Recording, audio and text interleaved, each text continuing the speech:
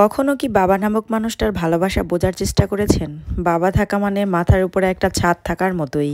বাবা নামক মাথার ছাদটা যদি না থাকে তাহলে বোঝা যায় পৃথিবীটা কতটা অন্ধকার। জানেন, আমি শুধুমাত্র বাবাকে না বলে একবার পিকনিকে গিয়েছিলাম। মা ফোন করে বলল, তুই পিকনিকে গিয়েছিস, তুই ট্যুরে গিয়েছিস, তোর বাবাকে একটু বলে যাবি না? তোর বাবা তো একা একা খুব কান্না করেছে। সেদিনই বুঝতে পেরেছি একজন বাবা তার সন্তানকে কতটা ভালোবাসে। আমি বাবাকে বলে যাইনি, তার উপরে একটা কারণ আছে। বাবা আমাকে খুব বকেছিল, বলেছে ট্যুরে যাওয়ার কোনোই দরকার নাই, তুমি বাসায় থাকো, তোমার কিছু খেতে ইচ্ছা করলে বলো, আমি বাজার থেকে নিয়ে আসবো, তারপরে তোমার মা রান্না করবে, তুমি খাবে। বাবা অনেক বকাবকিও করেছিল, আমি অনেক কান্না করেছি, যার কারণে আমি বাবাকে বলে যাইনি। কিন্তু আমি যাওয়ার পরে বাবা যখন কান্না করেছে আর মা যখন ফোন করে বলল, তখনই বুঝতে পেরেছি আসলে বাবা আমাকে ঠিক কতটা ভালোবাসে। একজন সন্তান জন্মের পরে যতটা মা খুশি হয়, তার থেকেও দ্বিগুণ কিন্তু একজন বাবা খুশি হন। কিন্তু বাবাদের সেই খুশিটা আমরা কেউই বুঝতে পারি না। একজন সন্তানের ভালোর জন্য, একজন সন্তানের বড় হয়ে প্রতিষ্ঠিত হওয়া পর্যন্ত একজন বাবা যে কি পরিমাণ কষ্ট করে সেটা শুধুমাত্র একজন বাবাই জানে। মাথার ঘাম পায়ে ফেলে দিনরাত পরিশ্রম করে সন্তানের জন্য, সন্তানের ভালোর জন্য, একজন সন্তানকে প্রতিষ্ঠিত করার জন্য। অথচ আমাদের সমাজের অনেক সন্তান বড় হয়ে এস্টাবলিশড হয়ে যাওয়ার পরে বাবা মাকেই মাথার বোঝা মনে করে। অনেক সন্তানরা তো বাবা মাকে বৃদ্ধাশ্রমেও দিয়ে আসে, কিন্তু বাবা মা কিন্তু বৃদ্ধ বয়সে একটু সুখ পাওয়ার জন্যই সন্তানদেরকে মানুষের মতো মানুষ করে গড়ে তোলে, যাতে বৃদ্ধ বয়সে তাদের কষ্ট করতে না হয়।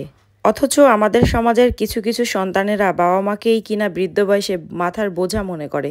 বাবা মাকে রেখে আসে বৃদ্ধাশ্রমের মতো একটি জেলখানায়, যেটা কিনা জেলখানার থেকে কম কিছু নয়। আমরা বাবা মাকে কতটা অবহেলা করি, অপমান করি মাঝে মধ্যে, কিন্তু বাবা মা কিন্তু এগুলো কখনোই মনে রাখে না।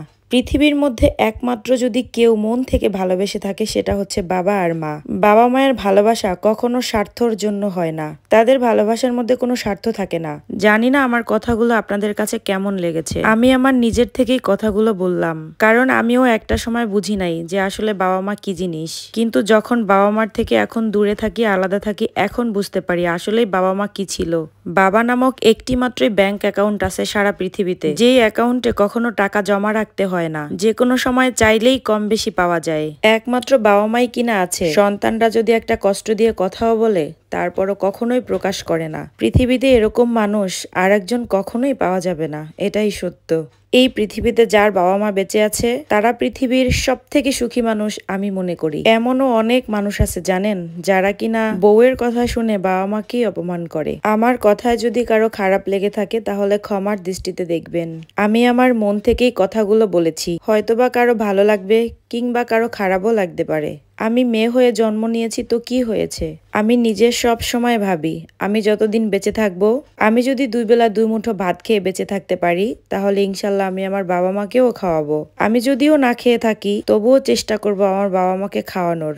আজকের ভিডিওটা এই পর্যন্তই। সবাই ভালো থাকবেন, সুস্থ থাকবেন। পৃথিবীর সব বাবা মা ভালো থাকুক, সবার জন্য দোয়া করি। সবাইকে যেন আল্লাহ তাআলা সুস্থ রাখেন, ভালো রাখেন।